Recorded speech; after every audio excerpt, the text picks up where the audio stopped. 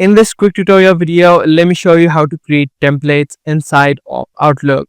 If you're having to send the same email over and over again, instead of doing that, you can create a template.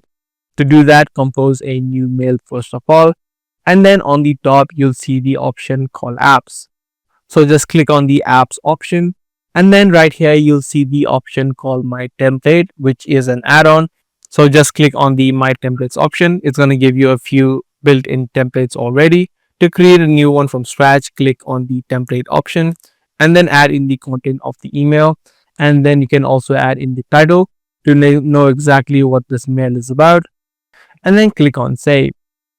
Now, if you head back and compose a new email, you can just head over to apps, my templates, and there you go. That is the template that you just created.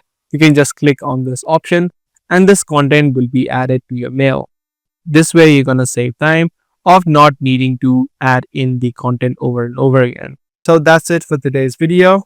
Thanks for watching and stay tuned for more step-by-step guides just like this.